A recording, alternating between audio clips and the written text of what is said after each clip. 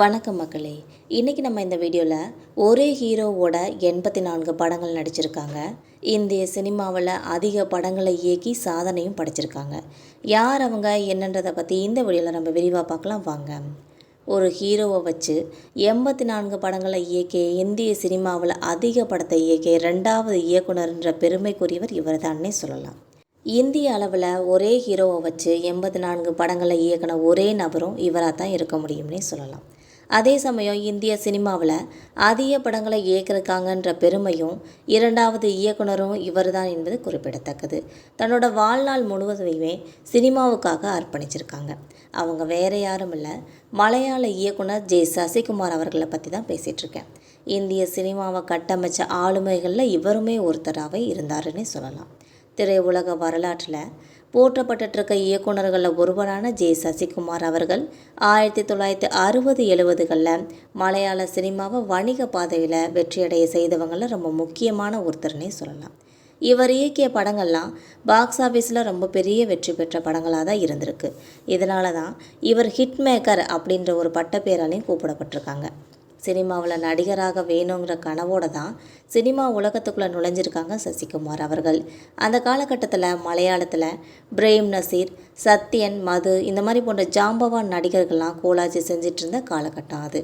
இதனால் சசிகுமாருக்கு மலையாளத்தில் நடிகருக்கான கதவுகள்லாம் மூடப்பட்டுருச்சுன்னே சொல்லலாம். இருந்தாலும் சில படங்களில் நடிச்சிருக்காங்க.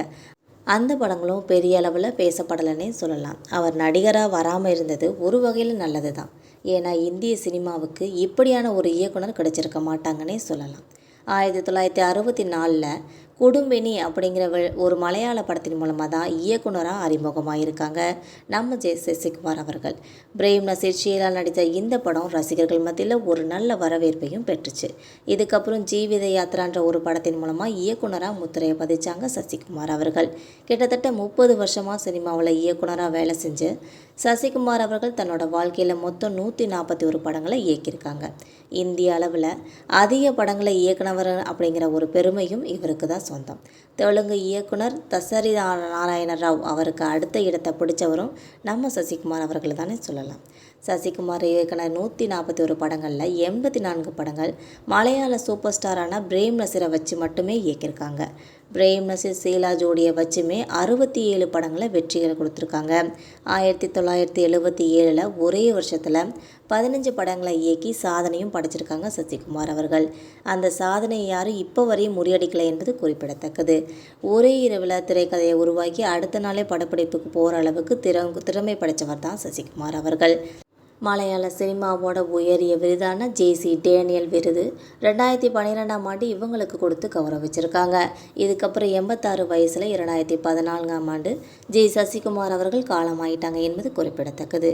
மக்களே, இந்த தகவல் உங்களுக்கு பயனுள்ளதாக இருக்கும்னா மறக்காமல் நம்ம சேனலை சப்ஸ்கிரைப் பண்ணி பெல் ஐக்கனை கிளிக் பண்ணி வச்சுக்கோங்க. அப்போ தான் நம்ம போகிற இது மாதிரியான வீடியோக்கள் உங்களை உடனுக்குடன் நோட்டிஃபிகேஷனாக வந்து சேரும். தேங்க்யூ.